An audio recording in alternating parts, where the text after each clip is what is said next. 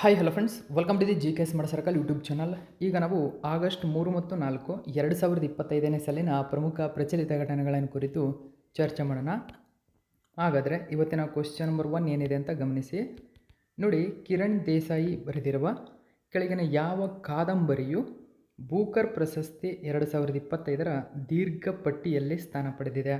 ನೋಡಿ, ಹಲವಾರು ವರ್ಷಗಳ ನಂತರ ಕಿರಣ್ ದೇಸಾಯಿರವರು ಬರೆದಿರತಕ್ಕಂಥ ಒಂದು ಕಾದಂಬರಿಯು ಬೂಕರ್ ಪ್ರಶಸ್ತಿಯಲ್ಲಿ ದೀರ್ಘಪಟ್ಟಿ ಲಾಂಗ್ ಲಿಸ್ಟೆಡ್ ಆಗಿದೆ. ಸೊ ಅದರ ಹೆಸರೇನಂತಂದರೆ the loneliness of Sonia and Sunny ಎಂಬತಕ್ಕಂಥದ್ದು. ಸೊ ಮೋಸ್ಟ್ ಇಂಪಾರ್ಟೆಂಟ್ ಆಗುತ್ತೆ. ಇದಕ್ಕೆ ಸಂಬಂಧಪಟ್ಟಂಥ ವಿವರಣೆಯನ್ನು ಗಮನಿಸಬಹುದು. ಇದು ಕಾದಂಬರಿ ಎಂಬುದು ನೆನಪಿರಬೇಕು. ಸೊ ಇದಕ್ಕೆ ಸಂಬಂಧಪಟ್ಟಂಥ ಫುಲ್ ಡೀಟೇಲ್ಸ್ ಕೊಟ್ಟಿದ್ದೀನಿ. ಸೊ ವಿವರಣೆಯನ್ನು ನೀಟಾಗಿ ಓದಿಕೊಂಡು ನೀವು ಅರ್ಥ ಮಾಡಿಕೊಂಡು ನೋಟ್ ಮಾಡ್ಕೊಳ್ಳಿ ಸ್ನೇಹಿತರೆ. ಓಕೆ, ಸೊ ಗಮನಿಸಬಹುದು. ನೆಕ್ಸ್ಟ್ ನಾವು ಎರಡನೇ ಕ್ವಶನ್ ನೋಡೋಣ. ನೋಡಿ, ಗೋವಾ ಶಿಪ್ಯಾರ್ಡ್ ಲಿಮಿಟೆಡ್ ಭಾರತೀಯ ಕರಾವಳಿ ರಕ್ಷಣಾ ಪಡೆ ಅಂದರೆ ICGಗಾಗಿ ಪ್ರಾರಂಭಿಸಿದಂತಹ 5ನೇ ಆವೃತ್ತಿಯ ಫಾಸ್ಟ್ ಪೆಟ್ರೋಲ್ ವೆಸಲ್ ಅಂದರೆ FPV ಅದರ ಹೆಸರೇನು? ಸರಿಯಾದಂಥ ಉತ್ತರ ಅಟಲ್. ಆಪ್ಷನ್ ನಂಬರ್ 2 ಸರಿಯಾಗಿದೆ, ಅಟಲ್. ನೋಡಿ, ಡೈರೆಕ್ಟಾಗಿ ಕೇಳ್ಬೋದು. ಅಟಲ್ ಎಂಬುದು ಒಂದು ಫಾಸ್ಟ್ ಪೆಟ್ರೋಲ್ ವೆಸಲ್ ಅಂತ ನಿಮಗೆ ನೆನಪಿರಬೇಕು. ಅದಕ್ಕೆ ಸಂಬಂಧಪಟ್ಟಂಥ ಫುಲ್ ಡೀಟೇಲ್ಸ್ ಇಲ್ಲಿ ಕೊಟ್ಟಿದ್ದೀನಿ. ನೀಟಾಗಿ ಓದ್ಕೊಂಡು ಅದನ್ನ ನೀವು ಅರ್ಥ ಮಾಡ್ಕೊಂಡು ನೋಟ್ ಮಾಡ್ಕೊಳ್ಳಿ. ನೆಕ್ಸ್ಟ್ ಮೂರನೇ ಕ್ವಶನ್ ನೋಡಿ. ಇತ್ತೀಚೆಗೆ ವಿಶ್ವದಲ್ಲೇ ಮೊಟ್ಟ ಮೊದಲ ಬಾರಿಗೆ ಭಾರತದ ಕೆಳಗಿನ ಯಾವ ರಾಜ್ಯದಲ್ಲಿ ಜಗತ್ತಿನಲ್ಲಿ ಈವರೆಗೂ ಪತ್ತೆಯಾಗದ ಅಪರೂಪದ ರಕ್ತದ ಗುಂಪು ಪತ್ತೆಯಾಗಿದೆ? ಸದ್ಯ ಈ ಹೊಸ ರಕ್ತದ ಗುಂಪಿಗೆ ಕ್ರಿಬ್ ಎಂದು ಹೆಸರಿಸಲಾಗಿದೆ. ನೋಡಿ, ವಿಶ್ವದಲ್ಲೇ ಜಗತ್ತಿನ ಅಪರೂಪದ ಒಂದು ರಕ್ತದ ಗುಂಪು ಕರ್ನಾಟಕದಲ್ಲಿ ಪತ್ತೆಯಾಗಿದೆ ಸ್ನೇಹಿತರೆ. ಸೊ ಆ ಗುಂಪಿನ ಹೆಸರು ಕ್ರಿಬ್ ಅಂತ ಕರೀತಾರೆ. ನೋಡಿ, ಕರ್ನಾಟಕದ ಕೋಲಾರ ಜಿಲ್ಲೆಯ 38 ವರ್ಷದ ಮಹಿಳೆಯೊಬ್ಬರಲ್ಲಿ ಈ ಅಪರೂಪದ ರಕ್ತದ ಗುಂಪು ಪತ್ತೆಯಾಗಿದೆ. ಇದಕ್ಕೆ ಕ್ರಿಬ್ ಎಂದು ಹೆಸರಿಸಲಾಗಿದೆ. ಓಕೆ, ಸಾಮಾನ್ಯವಾಗಿ AB ನೆಗೆಟಿವ್ ರಕ್ತದ ಗುಂಪನ್ನು ಅತ್ಯಂತ ಅಪರೂಪ ಅಂತ ಕರೀತಾರೆ. ಆದರೆ ಕ್ರಿಬ್ ಇದುವರೆಗೂ ಕಂಡುಬರದಂತಹ ಒಂದು ರಕ್ತದ ಗುಂಪಾಗಿದೆ. ಸೊ ಅದಕ್ಕೆ ಸಂಬಂಧಪಟ್ಟಂಥ ಫುಲ್ ಡೀಟೇಲ್ಸ್ ಇಲ್ಲಿ ನಾನು ಕೊಟ್ಟಿದ್ದೀನಿ. ಇದನ್ನು ನೀಟಾಗಿ ಓದ್ಕೊಂಡು ನೀವು ಅರ್ಥ ಮಾಡಿಕೊಂಡು ನೋಟ್ ಮಾಡ್ಕೊಳ್ಳಿ. ಓಕೆ, ಗಮನಿಸಬಹುದು. ಎಲ್ಲ ಮಾಹಿತಿ ಇಂಪಾರ್ಟೆಂಟ್ ಆಗುತ್ತೆ, ನೆನಪಿರಬೇಕು ನಿಮಗೆ. ನೆಕ್ಸ್ಟು 4ನೇ ಕ್ವಶನ್ ನೋಡಿ. ಡಾಕ್ಟರ್ MS ಸ್ವಾಮಿನಾಥನ್ ಅವರ ಗೌರವಾರ್ಥವಾಗಿ ಆಗಸ್ಟ್ 7 ಸುಸ್ಥಿರ ಕೃಷಿ ದಿನವೆಂದು ಘೋಷಣೆ ಮಾಡಿರುವ ರಾಜ್ಯ ಸರ್ಕಾರ ಯಾವುದು? ನೋಡಿ, ಮಹಾರಾಷ್ಟ್ರ ಸರ್ಕಾರವು ಡಾಕ್ಟರ್ MS ಸ್ವಾಮಿನಾಥನ್ ಅವರ ಗೌರವಾರ್ಥವಾಗಿ ಆಗಸ್ಟ್ 7ನೇ ತಾರೀಕು ಇನ್ನು ಮುಂದೆ ಸುಸ್ಥಿರ ಕೃಷಿ ದಿನ ಅಥವಾ ಇಂಗ್ಲೀಷಲ್ಲಿ ನೋಡ್ಕೊಳ್ಳಿ ಸಸ್ಟೈನಬಲ್ ಅಗ್ರಿಕಲ್ಚರ್ ಡೇ ಎಂದು ಆಚರಣೆ ಮಾಡುತ್ತದೆ. ಓಕೆ, ಸೊ ಡೀಟೇಲ್ಸನ್ನು ಗಮನಿಸಬಹುದು ವಿವರಣೆಯಲ್ಲಿರುವಂತೆ ಈ ಮಾಹಿತಿ. ಓಕೆ, ನೆಕ್ಸ್ಟ್ 5ನೇ ಕ್ವಶನ್ ನೋಡಿ. ವರ್ಲ್ಡ್ ವೈಡ್ ವೆಬ್ ಅಂದರೆ WWWನ ಹುಟ್ಟನ್ನು ಸ್ಮರಿಸಲು ವರ್ಲ್ಡ್ ವೈಡ್ ವೆಬ್ ದಿನವನ್ನು ಪ್ರತಿ ವರ್ಷ ಕೆಳಗಿನ ಯಾವ ದಿನದಂದು ಆಚರಿಸಲಾಗುತ್ತದೆ? ಸರಿಯಾದಂಥ ಉತ್ತರ ಆಗಸ್ಟ್ 1. ಓಕೆ, ಆಗಸ್ಟ್ 1 ನಾವು ಪ್ರತಿ ವರ್ಷ WWW ದಿನವನ್ನಾಗಿ ಆಚರಣೆ ಮಾಡ್ತೀವಿ. ಸೊ ಡೀಟೇಲ್ಸನ್ನು ನೀವಿಲ್ಲಿ ಗಮನಿಸಬಹುದು.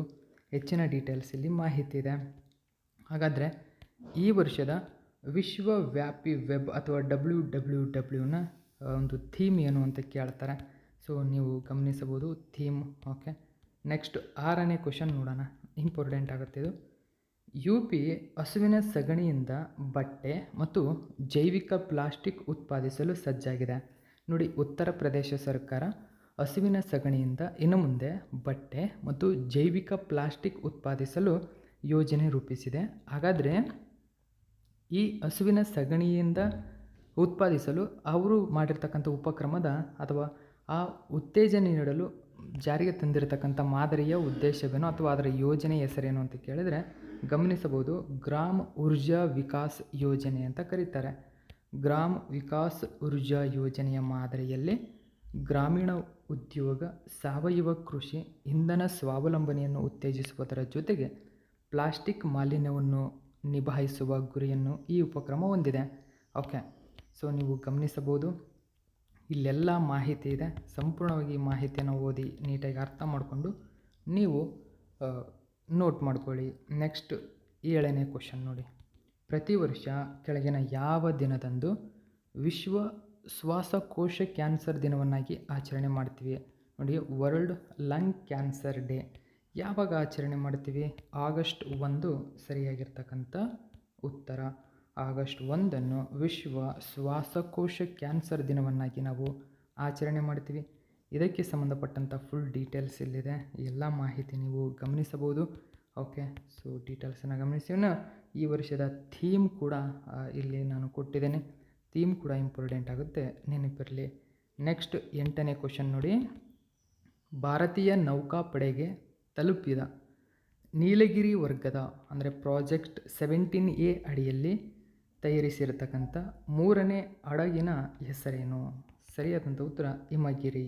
ನೋಡಿ, ಹಿಮಗಿರಿ ಎಂಬುದು ಒಂದು ಪ್ರಾಜೆಕ್ಟ್ 17A ಅಡಿ ಅಥವಾ ನೀಲಗಿರಿ ವರ್ಗದ ಅಡಿಯಲ್ಲಿ ತಯಾರಿಸಿರ್ತಕ್ಕಂಥ ಒಂದು ಹಡಗಾಗಿದೆ. ಸೊ ಈ ಹಡಗಿನ ಹೆಸರು ನೀಲಗಿರಿ ಅಂತ ಕರೀತಾರೆ. ಓಕೆ, ಸೊ ಎಲ್ಲ ಡೀಟೇಲ್ಸ್ ಇಲ್ಲಿ ಕೊಟ್ಟಿದ್ದೇನೆ, ಗಮನಿಸಬಹುದು ನೀವು. ಇಂಪಾರ್ಟೆಂಟ್ ಆಗುತ್ತೆ ಈ ಒಂದು ಮಾಹಿತಿ. ಓಕೆ, ಹೆಚ್ಚಿನ ಡೀಟೇಲ್ಸ್ ಇಲ್ಲಿದೆ. ಈ ಎಲ್ಲ ಮಾಹಿತಿ ನೆನಪಿರಬೇಕು ನಿಮಗೆ. ಓಕೆ, ಗಮನಿಸಬಹುದು. ಯುದ್ಧ ನೌಕೆ ವಿನ್ಯಾಸ ಬ್ಯೂರೋ ವಿನ್ಯಾಸಗೊಳಿಸಿದ್ದು ಕೋಲ್ಕತ್ತಾದ ಯುದ್ಧ ನೌಕೆ ಮೇಲ್ವಿಚಾರಣಾ ತಂಡದಿಂದ ಮೇಲ್ವಿಚಾರಣೆ ನಡೆಸಲ್ಪಡುತ್ತದೆ. ಓಕೆ, 9ನೇ ಕ್ವಶನ್ ನೋಡಿ. ಇತ್ತೀಚೆಗೆ ಸುದ್ದಿಯಲ್ಲಿರುವ ಬ್ಲೂಬರ್ಡ್ ಸಂವಹನ ಉಪಗ್ರಹವನ್ನು ಕೆಳಗಿನ ಯಾವ ದೇಶ ಅಭಿವೃದ್ಧಿಪಡಿಸಿದೆ? ನೋಡಿ, ಬ್ಲೂಬರ್ಡ್ ಸಂವಹನ ಉಪಗ್ರಹ ಯಾವ ದೇಶ? United States. ಓಕೆ, ಅಮೇರಿಕಾ ಸರಿಯಾಗಿರ್ತಕ್ಕಂಥ ಉತ್ತರ. ಆಪ್ಷನ್ ನಂಬರ್ 1 ಸರಿಯಾಗಿದೆ. ಇದಕ್ಕೆ ಸಂಬಂಧಪಟ್ಟಂಥ ಫುಲ್ ಡೀಟೇಲ್ಸ್ ನಾನಿಲ್ಲಿ ತೋರಿಸ್ತಾ ಇದ್ದೇನೆ. ಇದನ್ನು ನೀಟಾಗಿ ಓದ್ಕೊಂಡು ಯಾಕೆ ಸುದ್ದಿಯಲ್ಲಿದೆ ಎಲ್ಲ ಡೀಟೇಲ್ಸ್ ಇಂಪಾರ್ಟೆಂಟ್ ಆಗುತ್ತೆ, ಇನ್ನೆಲ್ಲ ನೀಟಾಗಿ ನೋಟ್ ಮಾಡ್ಕೊಳ್ಳಿ ನೀವು. ಓಕೆ, ಇನ್ನು ನಾವು 10ನೇ ಕ್ವಶನ್ ನೋಡೋಣ. ಇತ್ತೀಚೆಗೆ ಸುದ್ದಿಯಲ್ಲಿರುವ ಅರೆ ಸಾಕುಗೋವಿನ ಜಾತಿಯಾದ ಮಿಥುನ್, ಇದನ್ನು ಸೈಂಟಿಫಿಕ್ಕಾಗಿ ಬಾಸ್ ಫ್ರಾಂಟಲೀಸ್ ಅಂತ ಕರೀತಾರೆ. ಇದು ಅತಿ ಹೆಚ್ಚು ಜನಸಂಖ್ಯೆಯನ್ನು ಹೊಂದಿರತಕ್ಕಂಥ ರಾಜ್ಯ ಯಾವುದು? ಅಂದರೆ ಬಾಸ್ ಫ್ರಾಂಟಲೀಸ್ ಅಥವಾ ಮಿಥುನ್ ಎಂದು ಕರೆಯಲ್ಪಡುವ ಹಸುವಿನ ಜಾತಿಯ ಒಂದು ತಳಿಯನ್ನು ಯಾವ ರಾಜ್ಯ ಅತಿ ಹೆಚ್ಚಿನ ಪ್ರಮಾಣದಲ್ಲಿ ಹೊಂದಿದೆ ಅಂತ ಕೇಳ್ತಾರೆ. ಸರಿಯಾದಂಥ ಉತ್ತರ ಅರುಣಾಚಲ ಪ್ರದೇಶ. ಸರಿಸುಮಾರು 95% ಈ ತಳಿಯನ್ನು ಅರುಣಾಚಲ ಪ್ರದೇಶ ಹೊಂದಿದೆ. ಯಾಕೆ ಸುದ್ದಿಯಲ್ಲಿದೆ ನೋಡಿ, ಈಶಾನ್ಯ ಭಾರತದ ವಿಜ್ಞಾನಿಗಳು ಮತ್ತು ಬುಡಕಟ್ಟು ರೈತರು ಕೇಂದ್ರ ಸರ್ಕಾರವನ್ನು ಮಿಥುನ್ ಏನಿದೆ ಇದನ್ನು ರಾಷ್ಟ್ರೀಯ ಜಾನುವಾರು ಮಿಷನ್ ಅಂದರೆ NLM ಅಡಿಯಲ್ಲಿ ಸೇರಿಸಬೇಕೆಂದು ಒತ್ತಾಯಿಸಿದ್ದಾರೆ. ಸೊ ಆ ಕಾರಣಕ್ಕಾಗಿ ತುಂಬಾ ಸುದ್ದಿಯಲ್ಲಿದೆ. ಸೊ ಈ ಜಾತಿ ಮುಖ್ಯವಾಗಿ ಗಮನಿಸಬಹುದು ಅರುಣಾಚಲ ಪ್ರದೇಶದಲ್ಲಿ 91% ಕಂಡುಬರ್ತಕ್ಕಂಥದ್ದು. ಓಕೆ, ಸೊ ಆ ಕಾರಣಕ್ಕಾಗಿ ನೆನಪಿರಲಿ. ನೆಕ್ಸ್ಟ್ ನಾವು 11ನೇ ಕ್ವಶನ್ ನೋಡೋಣ. 2025ನೇ ಸಾಲಿನ ಪ್ರತಿಷ್ಠಿತ 43ನೇ ಲೋಕಮಾನ್ಯ ತಿಲಕ್ ರಾಷ್ಟ್ರೀಯ ಪ್ರಶಸ್ತಿಯನ್ನು ಯಾರಿಗೆ ನೀಡಿ ಗೌರವಿಸಲಾಗಿದೆ? ನಿತಿನ್ ಗಡ್ಕರಿ ಅವರಿಗೆ ನೀಡಲಾಗಿದೆ. ಸೊ ಇಂಪಾರ್ಟೆಂಟ್ ಆಗುತ್ತೆ ಈ ಥರ ಪಾಯಿಂಟ್ಗಳು. ಓಕೆ, ನಿತಿನ್ ಗಡ್ಕರಿ ಅವರಿಗೆ ಸೊ ಈ ವರ್ಷದ ಆ ಪ್ರಮುಖ ಪ್ರಶಸ್ತಿಯನ್ನು ನೀಡಿ ಗೌರವಿಸಲಾಗಿದೆ. ಸೊ ಹೆಚ್ಚಿನ ಡೀಟೇಲ್ಸ್ ನಾನು ತೋರಿಸ್ತಾ ಇದ್ದೇನೆ, ಎಲ್ಲ ಮಾಹಿತಿ. ಓಕೆ, ಸೊ ಇದು ಮುಖ್ಯವಾಗಿ 3 ಮತ್ತು 4ನೇ ತಾರೀಕಿನ ಪ್ರಮುಖ ಪ್ರಚಲಿತ ಘಟನೆ. ಉಳಿದಂಥ ಮಾಹಿತಿಯನ್ನು ಆದಷ್ಟು ಬೇಗ ನಿಮ್ಮ ಮುಂದೆ ತರ್ತೀನಿ. Thank you so much for watching my video friends.